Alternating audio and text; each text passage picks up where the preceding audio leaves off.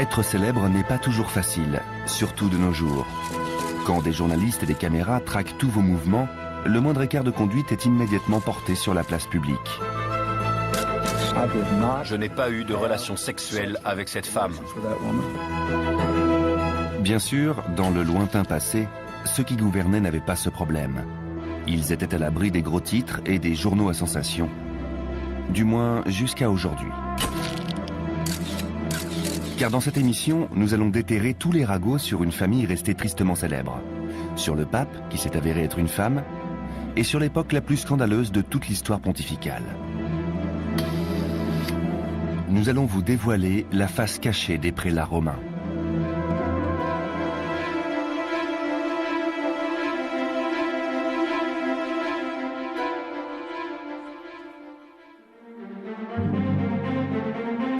S'il y a bien une famille dont les médias auraient fait leur chou gras, c'est la famille Borgia. Aujourd'hui encore, le nom reste synonyme d'ambition, de débauche, de trahison et de meurtre.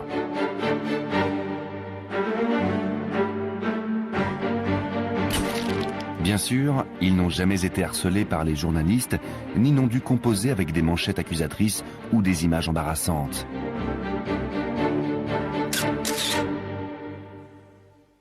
De toute façon, l'Église était alors toute puissante. Et une dynastie aussi corrompue n'aurait probablement pas toléré la liberté de presse. D'origine espagnole, les Borgia étaient considérés comme des buteurs incultes par les Italiens raffinés de la cour pontificale. Rodrigo Borgia était leur patriarche et le fondateur de la dynastie.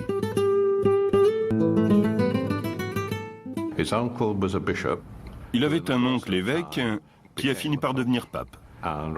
Rodrigo l'a accompagné à Rome, et là il a été couvert d'honneurs et de bénéfices qui ont fait de lui un des cardinaux les plus riches. Nommé vice-chancelier du pontificat, c'est devenu un décideur politique et un homme d'influence. Il est resté sous 4 papes, ce qui prouve qu'il était perspicace et bon administrateur. À certains égards, il vivait avec parcimonie.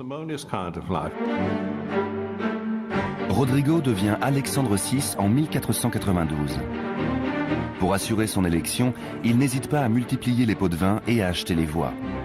Mais le nouveau pape est un homme à femme, et à l'instar de certains de nos chefs d'État, il ne voit aucune raison de laisser sa charge entraver ses désirs.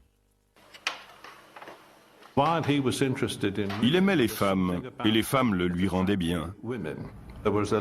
Il a eu d'innombrables liaisons qui ont duré plus ou moins longtemps. C'était un homme avec un certain appétit sexuel.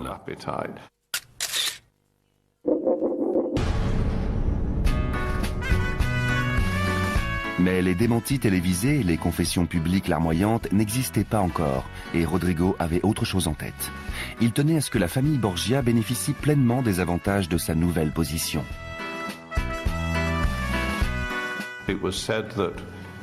L'histoire dit que chaque matin, au réveil, il se demandait « Que vais-je faire dans l'intérêt de ma famille aujourd'hui ?»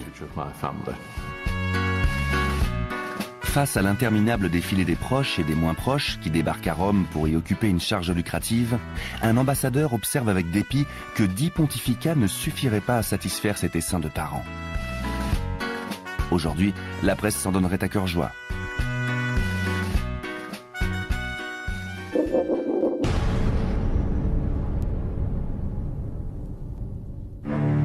L'un d'entre eux semble promis à un bel avenir. César Borgia est le fils qu'a eu Rodrigo avec une de ses nombreuses maîtresses. En théorie, son statut d'enfant illégitime lui interdit de monter les échelons de la hiérarchie ecclésiastique. Mais quand on veut, on peut. Grâce à divers pots de vin bien placés, César devient cardinal en 1493. C'est le début d'une carrière qui le mène jusqu'au trône pontifical.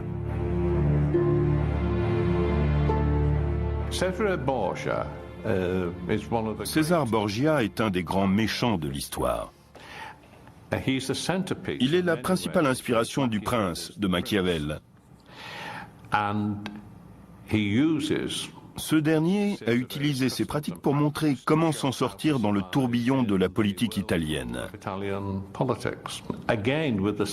Comme son père, César faisait passer la famille avant tout et ne tolérait aucun obstacle.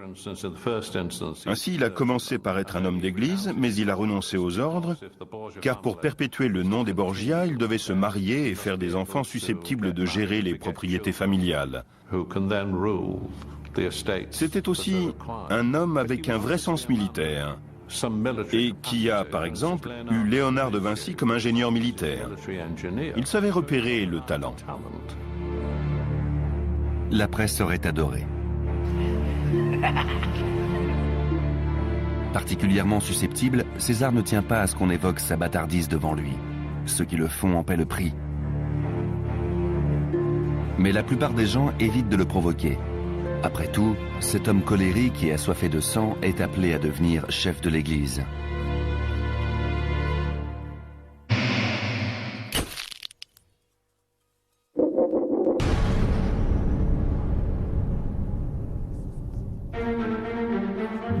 César a 2 frères cadets, Jean et Geoffroy. Il ne porte aucun des 2 dans son cœur. Il est jaloux de Jean, qu'il considère comme le préféré de son père, et il méprise Geoffroy au point de coucher avec sa femme. Cela dit, Jean ne s'en est pas privé non plus. Entre les 3 frères, il n'y a donc aucune sympathie superflue. Ce qui rend les événements du 14 juin 1497 encore plus suspects. Ce soir-là, Jean quitte à la hâte une petite réunion familiale pour aller passer une nuit de passion avec une de ses maîtresses favorites. 24 heures plus tard, on repêche son corps mutilé dans le Tibre.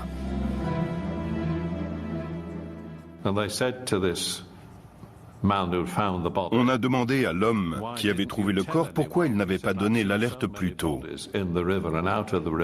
Il a répondu « Je vois tellement de corps dans le fleuve, un de plus ou un de moins. » Bien sûr, l'affaire n'a jamais été résolue, mais le corps a été repêché et inhumé. Le pape était désespéré, il répétait « Je connais la cause de tout ça » et semblait dans un état proche de la démence. Il n'a jamais précisé sa pensée, mais ça a suffi à faire naître le bruit que c'était César qui avait commandité la mort de son frère. Rodrigo est accablé de chagrin. Malgré une enquête poussée, le meurtre de Jean reste impuni. Son père remue ciel et terre pour écarter plusieurs suspects. Pourtant, le nom de César n'est même pas mentionné. À l'époque, il n'existe pas encore de reporter tenace pour faire toute la lumière sur l'affaire. Le principal suspect n'est donc pas inquiété.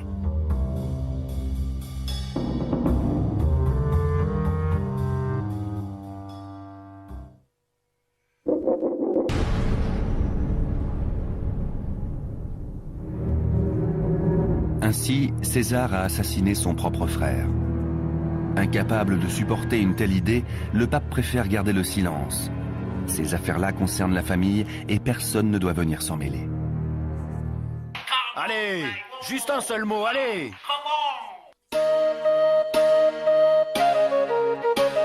Heureusement pour Rodrigo, il lui reste une fille qu'il aime très tendrement. À la fois belle et intelligente, Lucrèce est une sorte de Lady Di avant l'heure. Lucrèce Borgia est une des plus belles femmes de l'histoire.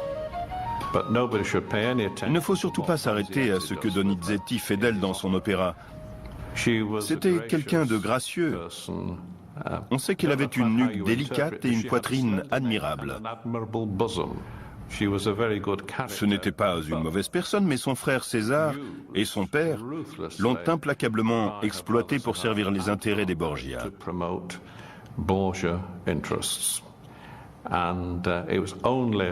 Ce n'est que plus tard, dans sa vie, après leur mort, que sa véritable nature s'est révélée. Non seulement elle a soutenu l'art et la culture, mais elle a aussi fait œuvre de charité et elle a recueilli beaucoup d'enfants, y compris ceux de César. Malgré l'amour qu'il lui porte, son père n'hésite pas à l'utiliser comme un outil politique quand ça l'arrange.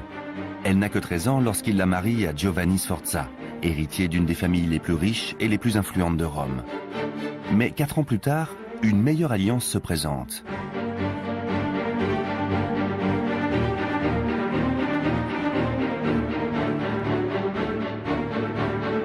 Avant toute chose, Lucrèce doit redevenir célibataire. C'est César lui-même qui se charge d'informer Giovanni de cette brusque séparation. Mise à la porte par son aimable beau-frère, l'infortunée Marie apprend d'une part qu'il est libre de prendre une autre femme, et d'autre part qu'il aurait tout intérêt à aller la chercher loin de Rome.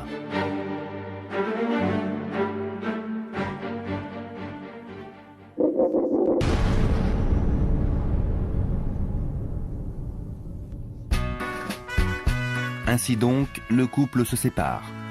Mais la rupture doit encore être justifiée officiellement. Rodrigo a une idée de génie. Il propose d'annuler le mariage en expliquant avec le plus grand sérieux que l'union n'a pas été consommée parce que Giovanni est impuissant.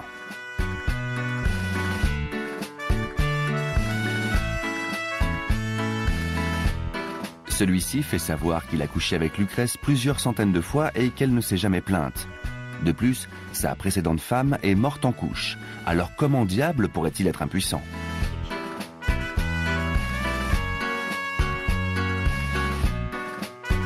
Le pape ne se laisse pas démonter et rétorque que l'enfant ne devait pas être de lui. Humilié, Sforza offre même de prouver sa virilité devant témoins. Mais bien sûr, Rodrigo finit par obtenir gain de cause. L'annulation est prononcée et comme le mariage n'a pas été consommé, Lucrèce est déclarée vierge.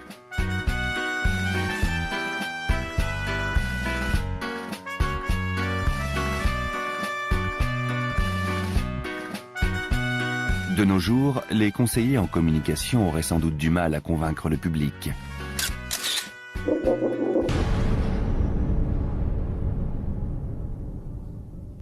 Cependant, la version de la Vierge effarouchée se heurte bientôt à un petit problème. La jeune femme est enceinte de 6 mois. Pas de Giovanni, mais du charmant page qui l'a réconfortée après la mort de son frère Jean.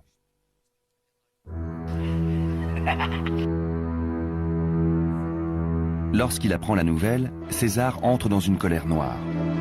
Au lieu de se faire oublier, le page court se jeter aux pieds de Rodrigo et implore sa pitié. Mauvaise idée. Peu après, son corps est à son tour repêché dans le Tibre. César a encore frappé.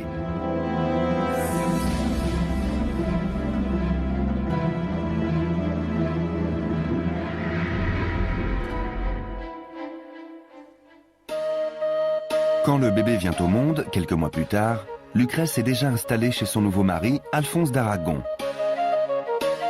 Il est le frère de la femme de Geoffroy, si généreuse de ses faveurs avec les frères Borgia. Les deux époux s'aiment sincèrement. Pour la première fois de sa vie, Lucrèce est heureuse en ménage.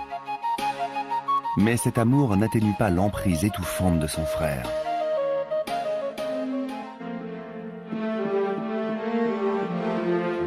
César vient souvent de très loin, juste pour passer 1 heure en privé avec sa sœur chérie.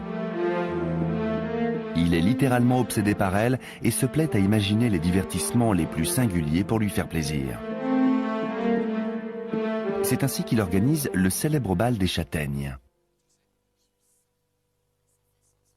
Le bal des châtaignes, c'était l'ultime orgie. Il avait été organisé par César au palais apostolique et tous les gens qui comptaient étaient présents, en particulier les femmes. Il avait fait venir 50 prostituées honnêtes. L'expression est merveilleuse. Tout le monde buvait, mangeait et s'amusait. Pendant la première partie de la soirée, les convives ont dansé tout habillés. Ensuite, ils se sont mis à danser nus. Et puis, les lumières ont été tamisées, on a jeté des châtaignes par terre et les femmes nues, les prostituées honnêtes, ont été chargées de les ramasser. Enfin, il y a eu le grand final. On a apporté des vêtements richement ornés pour les offrir aux 3 hommes qui parviendraient à forniquer avec le plus grand nombre de femmes. J'ignore quel fut le résultat du concours.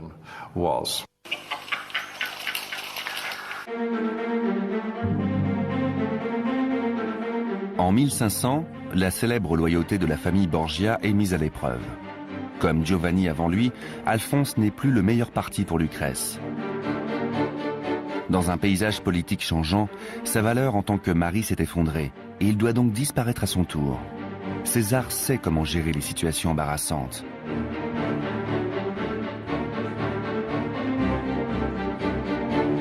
En juillet, Alphonse échappe de justesse à une tentative de meurtre. Et c'est bien sûr par une coïncidence tragique qu'il succombe à une hémorragie interne à peine un mois plus tard.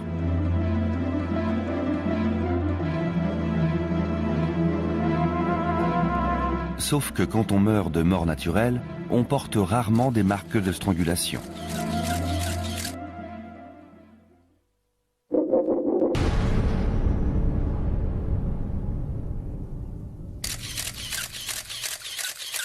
De nos jours, une telle affaire ferait forcément scandale.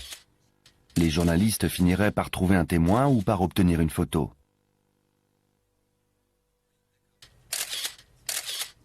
Cette fois au moins, l'assassin ne s'est pas débarrassé du corps dans le Tibre. Le pauvre Alphonse est inhumé dans un modeste tombeau.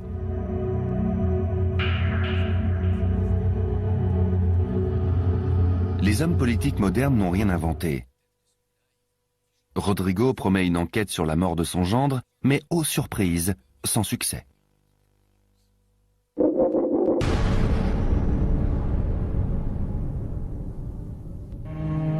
Lucrèce a le cœur brisé. C'est son frère qui se charge de la convaincre que tout est pour le mieux.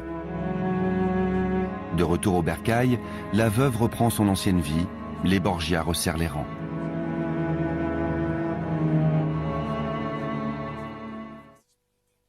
Cependant, César est rongé par la syphilis.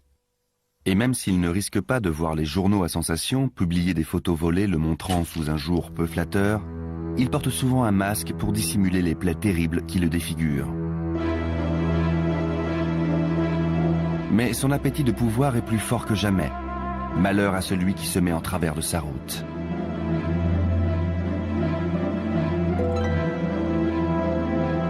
Sa méthode préférée pour en finir avec ceux qui l'ont contrarié est le poison. Nul ne sait combien d'hommes sont morts, un gobelet à la main, après avoir porté un toast et vu s'évanouir le visage souriant d'un Borgia.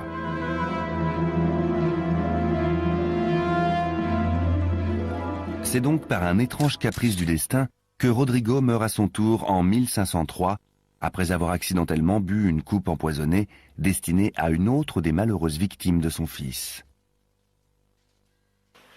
Génial. Je fais la une, là.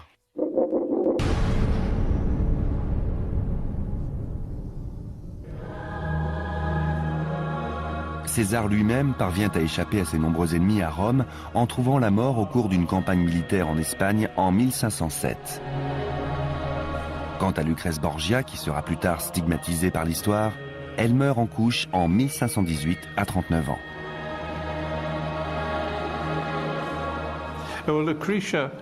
Lucrèce a la réputation d'une empoisonneuse. Et Donizetti en joue beaucoup dans son opéra. Mais il faut remettre ça dans le contexte. Les Borgia étaient impliqués dans plusieurs empoisonnements et elle a tout simplement été assimilée à ça. Je pense que Lucrèce n'était pas une empoisonneuse, contrairement à d'autres membres de la famille. La famille Borgia a peu à peu sombré dans l'oubli. Le rêve de Rodrigo, qui voulait fonder une grande dynastie, ne s'est pas réalisé. Il a pourtant réussi à immortaliser son nom. Aujourd'hui, les Borgia symbolisent ce que l'humanité a de plus vil.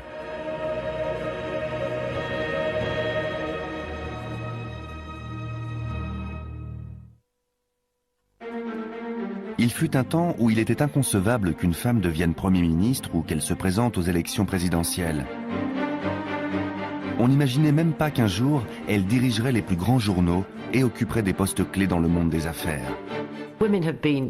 Les femmes ont été tenues à l'écart tout au long de l'histoire. Aujourd'hui encore, il y a beaucoup de choses auxquelles elles n'ont pas accès. Le pontificat en particulier est un domaine exclusivement masculin. Qu'ils soient bons ou mauvais, honnêtes ou corrompus, les papes ont toujours été des hommes. L'idée d'une femme à la tête du Saint-Siège reste impensable. Encore que, une femme aurait-elle pu régner sur l'Église sans que personne ne s'aperçoive de la supercherie?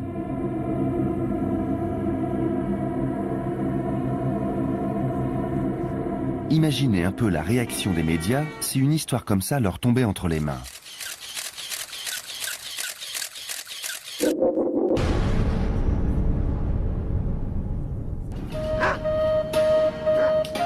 Au milieu du IXe siècle, Rome n'est plus la cité de marbre monumentale de l'Antiquité et pas encore la ville sublime des églises et des palais de la Renaissance. À ce stade de son histoire, c'est un trou perdu. Son seul intérêt, c'est qu'elle est la patrie des papes et donc le centre spirituel de la chrétienté.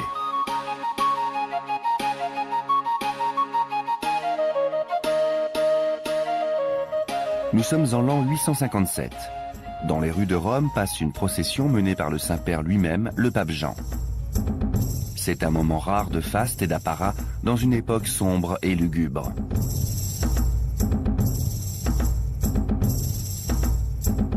Soudain, le souverain pontife s'arrête net et s'effondre au sol. Sous les yeux horrifiés des spectateurs qui se précipitent à son secours, il se met à hurler en se tordant de douleur. On réclame à grands cris un médecin. Au milieu de la confusion générale, le pape laisse échapper une terrible plainte. Soudain, du sang coule sur le pavé. Aussitôt, on relève la robe pontificale avec le plus grand soin. Un silence consterné tombe sur la foule. Il est rompu par le cri d'un bébé. Le pape vient d'accoucher sur le pavé romain.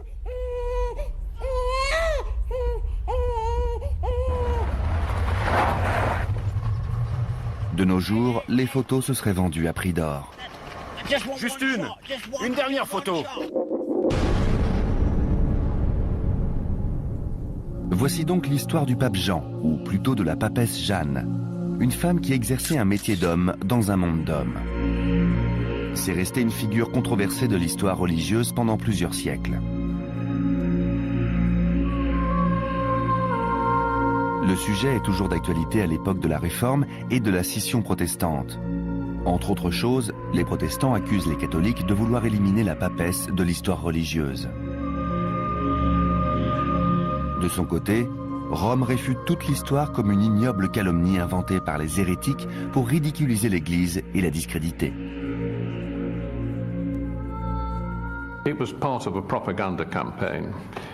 Ça faisait partie d'une campagne de propagande. Le pontificat était particulièrement impopulaire et les réformateurs estimaient que le Saint-Siège ne respectait pas les Écritures. Alors tout ce qui pouvait ternir sa réputation était bon à prendre.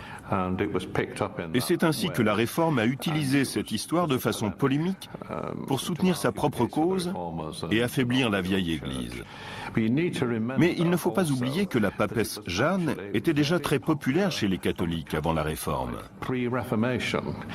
Vers 1400, on a mis un buste d'elle dans la cathédrale de Sienne.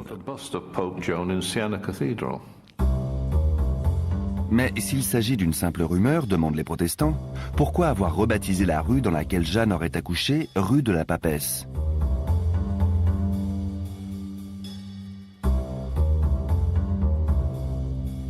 Martin Luther, le célèbre réformateur du XVIe siècle, affirme même avoir vu à Rome une statue dédiée à Jeanne et à son fils. Le problème de l'Église romaine, c'est qu'elle peine à imposer sa version. Tout en niant son existence, beaucoup d'ecclésiastiques exploitent la vie de la papesse dans leurs sermons. Les plus misogynes utilisent ce récit édifiant pour illustrer le sort funeste que le destin réserve aux femmes trop arrogantes et montrer à leurs ouailles qu'une ambition féminine démesurée est un instrument de dépravation qui peut causer le plus grand tort à l'Église.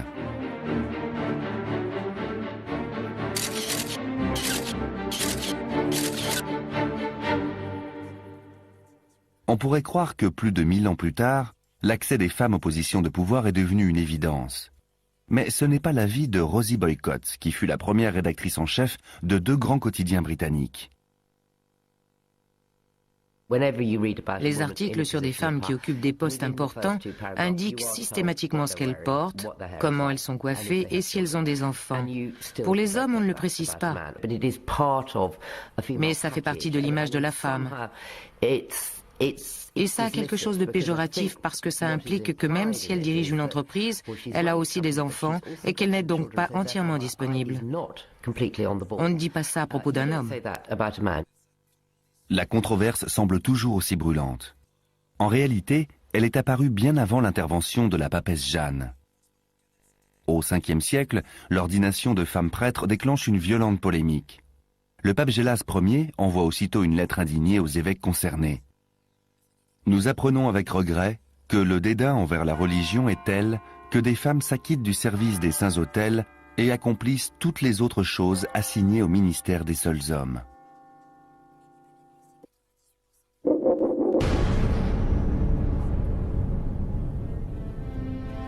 Mais comment Jeanne est-elle devenue le pape Jean? La légende dit qu'elle est née en Angleterre. Elle viendrait d'une famille de missionnaires et serait probablement la fille d'un prêtre, lesquels à l'époque n'étaient pas tenus au célibat. La jeune femme arrive à Rome au milieu du IXe siècle. La misogynie de l'Église n'a pas encore atteint le niveau d'hystérie du Moyen-Âge où les femmes sont considérées comme des hommes incomplets. Mais son sexe interdit à Jeanne d'entrer dans le clergé. C'est totalement exclu. Si elle veut grimper les échelons de la hiérarchie catholique, elle va donc devoir employer la ruse.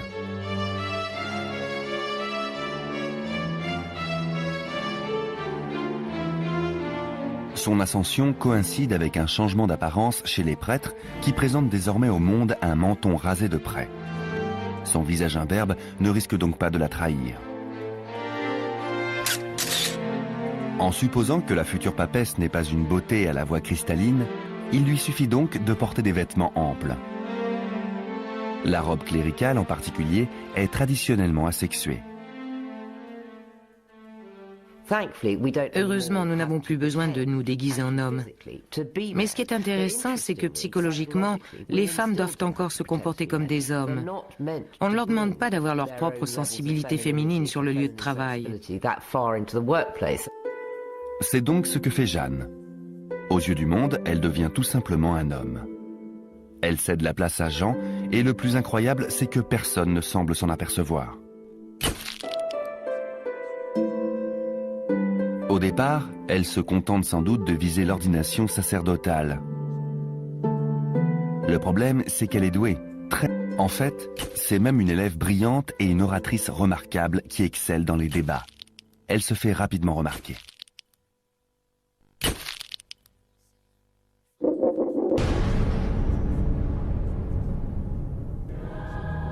Et pas par n'importe qui. Par ceux qui ordonnent les prêtres, font les cardinaux et élisent les papes. Petit à petit, sa réputation grandit et elle perd peut-être le contrôle de la situation. Enivrée par sa célébrité naissante et décidée à jouer un bon tour aux autorités catholiques, elle finit par se retrouver prise au piège.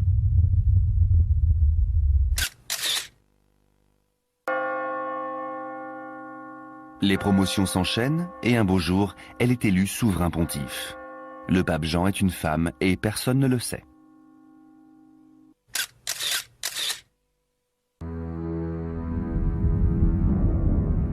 Au bout du compte, comme souvent, c'est l'amour qui a causé sa perte.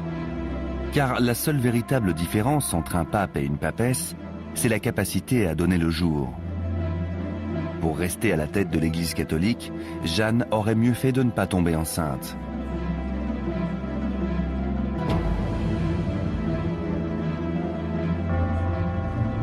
Le père de l'enfant n'est qu'une ombre sans nom, un ancien amour de jeunesse.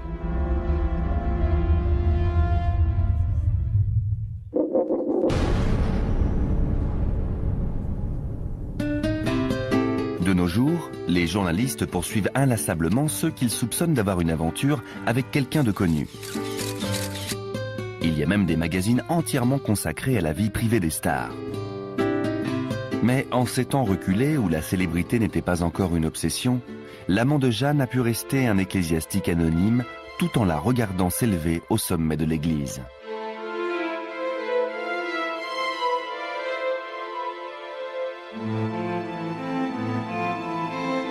Aujourd'hui, la seule chose qu'on peut dire de lui, c'est qu'il savait garder un secret.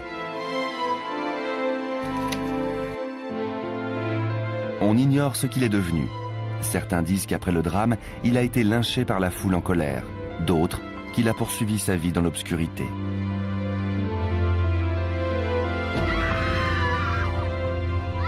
Mais qu'est-il censé être arrivé à la papesse Jeanne après son accouchement spectaculaire? Il y a deux versions. La première dit qu'elle est morte en couche.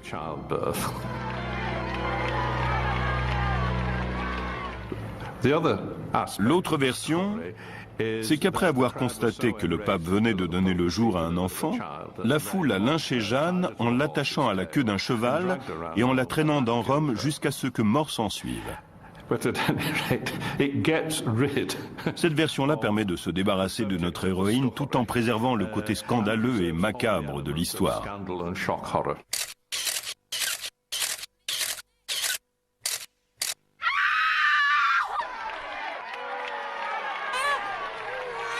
Quant au fils de Jeanne, la légende raconte qu'il a échappé à la fureur populaire et qu'il est ensuite devenu évêque. Sa mère aurait été fière de lui. L'histoire de la papesse Jeanne s'achève sur un post-scriptum étonnant. Écoutons plutôt le témoignage du clerc gallois Adam de Usk, qui a assisté au couronnement du pape Innocent VII en 1404 et qui le raconte ainsi. Après s'être détourné avec horreur de la papesse Jeanne, représentée avec son fils près de Saint-Clément, le pape descend de cheval et entre dans Saint-Jean-de-Latran pour y être intronisé. Là, il s'assied sur la chaise de Porphyre au siège troué, afin qu'un des jeunes cardinaux s'assure de sa virilité.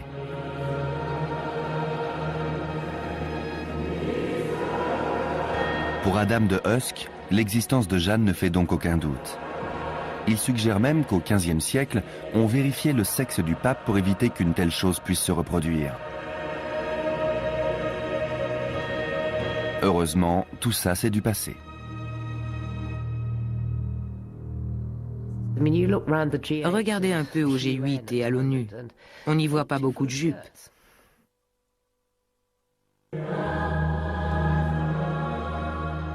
Bien sûr, beaucoup d'hommes vertueux ont également dirigé l'Église avec sagesse et piété. Les papes n'étaient pas tous des suppôts de Satan. Mais même pour ceux qui prenaient leur tâche au sérieux, il y avait des avantages non négligeables. Par exemple, la possibilité d'intervenir dans les affaires laïques. Si le clergé est à la Chambre des Lords, ce n'est pas par hasard. C'est parce qu'il avait un véritable pouvoir politique à l'époque. Les évêques n'étaient pas là que pour défendre l'intérêt de l'Église. Ils influaient sur les décisions politiques du gouvernement. Ce petit arrangement était très pratique pour ce qu'on appellerait aujourd'hui l'establishment. Mais en définitive, les papes sont humains et derrière les portes closes, ils sont en proie aux mêmes tentations que n'importe qui d'autre. Au fil des ans, les médias ont épinglé plus d'un homme d'église qui s'était égaré hors du droit chemin avec des titres comme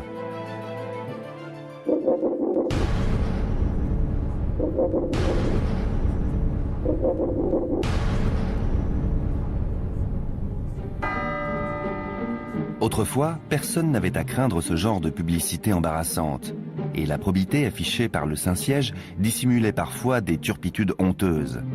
Une corruption qui pouvait même perdurer pendant plusieurs mandats pontificaux. C'est le cas d'une période tristement célèbre qu'on a appelée la pornocratie. La pornocratie, c'est le règne des courtisanes. On désigne ainsi une période où la papauté était sous l'emprise de la noblesse romaine en général et d'au moins deux femmes redoutables en particulier. Ce que voulaient ces femmes et leurs familles, c'était avoir accès aux propriétés pontificales, qui étaient synonymes d'argent, de pouvoir et de prestige. Elles avaient donc besoin d'un pape qui se plierait facilement à leur volonté. Who'd do their bidding. Ce qui est intéressant, c'est qu'au moins un tiers des papes élus pendant cette période sont morts dans des circonstances très étranges. Ils ont été étranglés, empoisonnés, étouffés ou ils ont tout simplement disparu. C'est ça la pornocratie.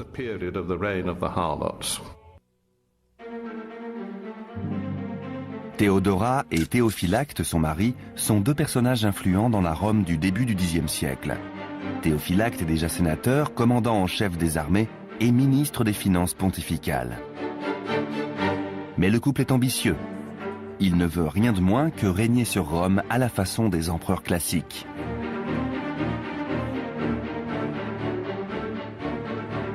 Le problème, c'est que l'Église se dresse en travers de leur route. Il ne reste donc qu'à en prendre le contrôle. Pour ça, il leur faut un homme au Saint-Siège. Heureusement, ils ont un candidat. Il s'appelle Serge III, et avec l'aide de ses protecteurs, il est élu pape en janvier 904.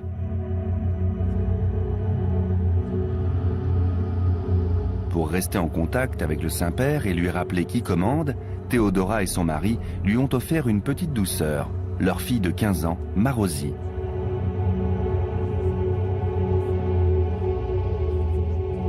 Visiblement, le cadeau est apprécié à sa juste valeur. Marosie lui donne rapidement un enfant qui finit par devenir pape à son tour.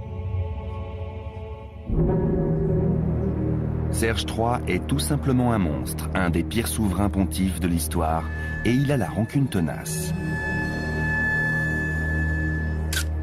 Après avoir pris la place du pape Léon V en le faisant assassiner, avec le soutien de Théodora et Théophylacte, il entreprend de châtier tous ceux qui lui ont déplu. C'est le cas de Formose, un autre de ses prédécesseurs. Bien sûr, la vengeance est indigne du chef de l'Église, mais en l'occurrence, elle est surtout inutile, car Formose est déjà mort.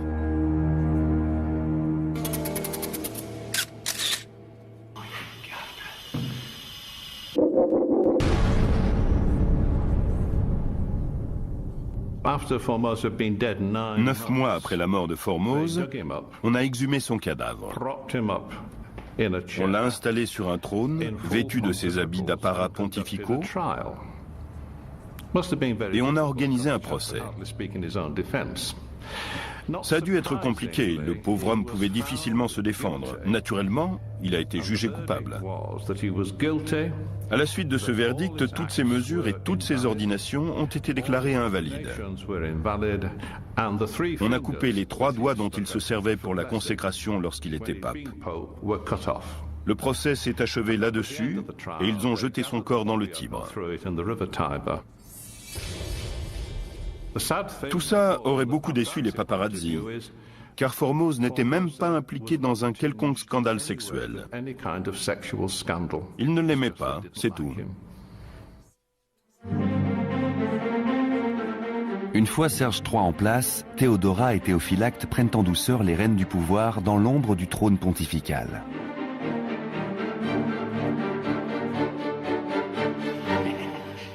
La pornocratie est née.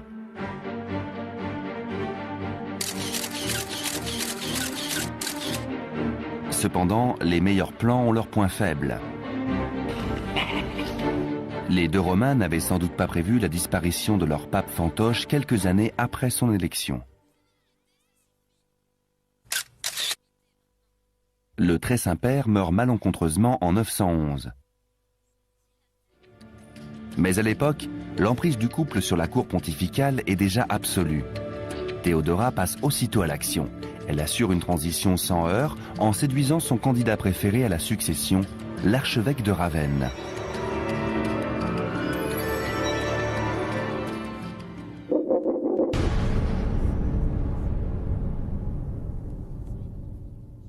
Convaincu de sa vocation et préparé avec soin à son rôle de pape, l'archevêque monte sur le trône sous le nom de Jean X.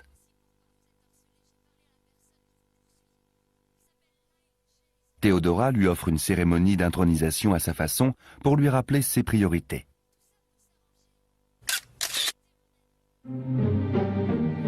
Au début, tout va pour le mieux. Mais la patricienne romaine ne tarde pas à noter un changement d'attitude chez son protégé.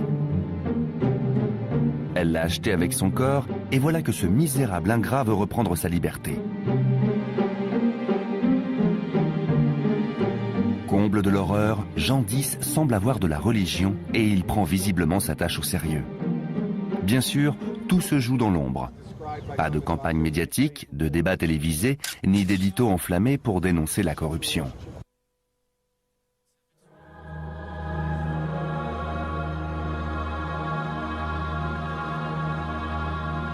Le pape mène lentement l'Église sur la voie de l'indépendance. Il prend délibérément ses distances avec son ancienne protectrice et ses amis. Pour Théodora, la déception est immense.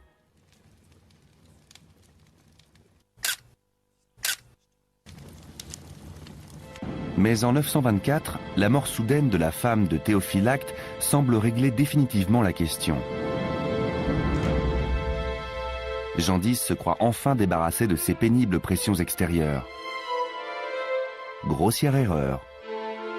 Marosie est prête à reprendre le flambeau et elle s'avère tout aussi redoutable que sa mère.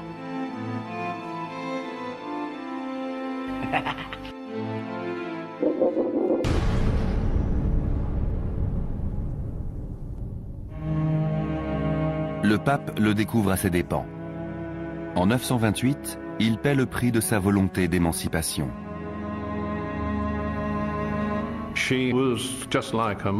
Elle était exactement comme sa mère.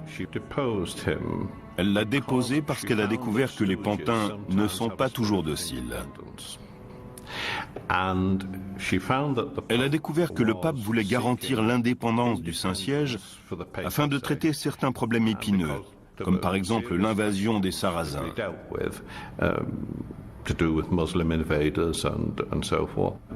Cette volonté d'indépendance lui était insupportable. Alors elle l'a fait arrêter et déposer.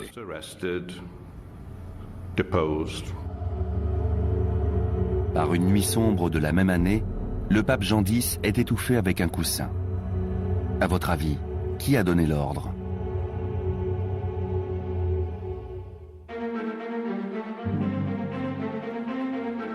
Ses deux successeurs, Léon VI et Étienne VII, sont à la botte de Marosie. De simples bouche-trous dont le rôle se limite à garder le trône pontifical au chaud pour le fils qu'elle a eu avec le terrible Serge III. En mars 931, elle le fait couronner sous le nom de Jean XI. C'est la première fois que le fils illégitime d'un pape devient à son tour chef de l'Église romaine.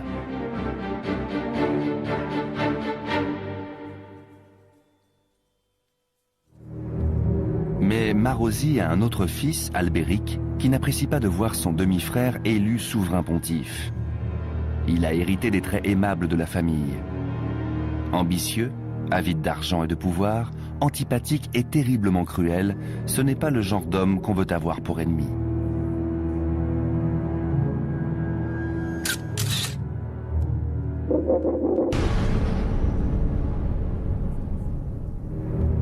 Mais la contrariété que lui inspire l'élection de Jean XI n'est rien comparé à sa fureur lorsqu'il apprend que sa mère compte épouser Hugues de Provence, le roi d'Italie en personne.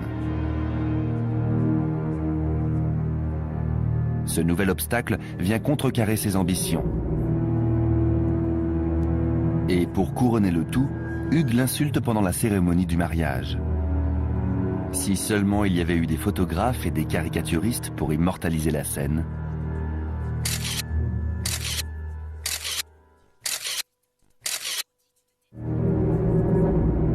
Albéric est avant tout un homme d'action.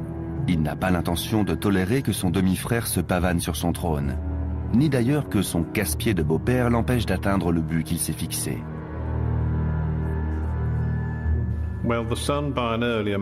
C'était le fils d'un précédent mariage, et il a été mortellement offensé par leur union. Il a jugé que sa position était menacée.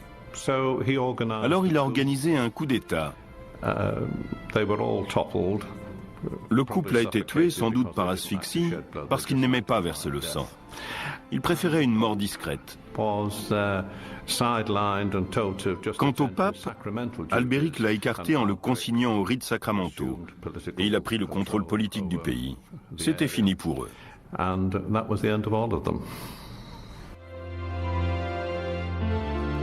Assassiner sa mère, enfermer son demi-frère, c'est la routine de ceux qui font l'œuvre de Dieu pendant la pornocratie. Après tout, Albéric ne fait que reprendre l'affaire familiale. Une fois Marozzi enterré et le pape emprisonné, la chance semble enfin lui sourire. Pour que les choses soient bien claires, il s'autoproclame prince de Rome et sénateur de tous les Romains. Qui a dit que le crime ne payait pas ? Quand enfin il daigne sortir son frère de prison, c'est uniquement pour faire de lui une sorte d'esclave personnel. Pour lui qui a connu les honneurs et la gloire, la pilule est dure à avaler. L'ancien pape meurt, brisé 3 ans plus tard.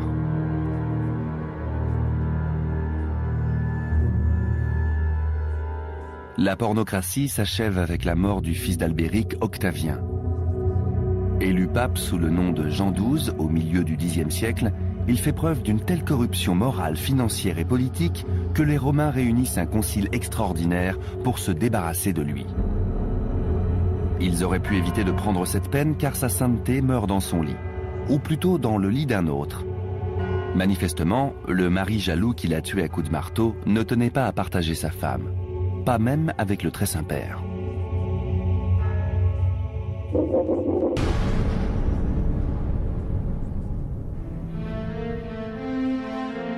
C'est la fin d'une période sombre pour l'Église. Mais par un étrange paradoxe, la pornocratie, devenue synonyme de débauche sexuelle, a contribué à la mise en œuvre de changements importants.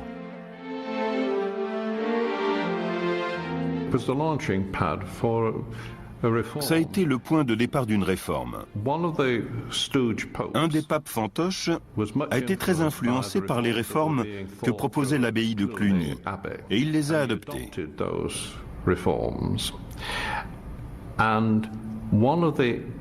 L'un des principaux objectifs était de permettre à l'Église de ne plus être le jouet de l'aristocratie, comme c'était si souvent le cas, et d'empêcher la sécularisation de ses ressources.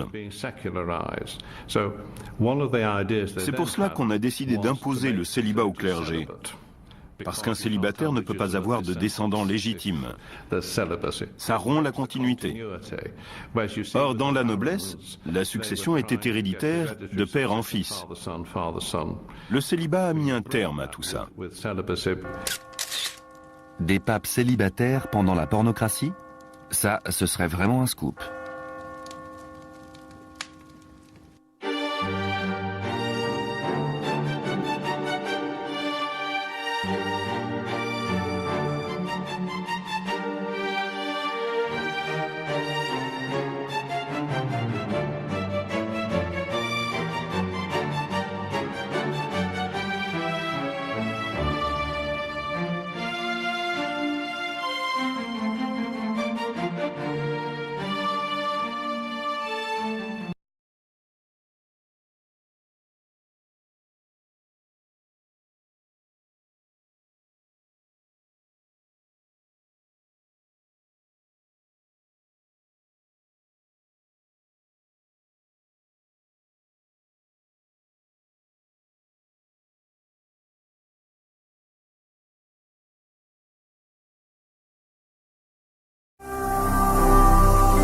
Ne manquez pas de vous abonner à notre chaîne YouTube Jésus-Christ TV, en cliquant sur le bouton s'abonner, juste au bas de la fenêtre de cette vidéo. Ainsi, vous recevrez automatiquement nos nouvelles vidéos, et vous ne raterez aucune. Vous connaîtrez la vérité et la vérité vous affranchira. Jean 8, 32.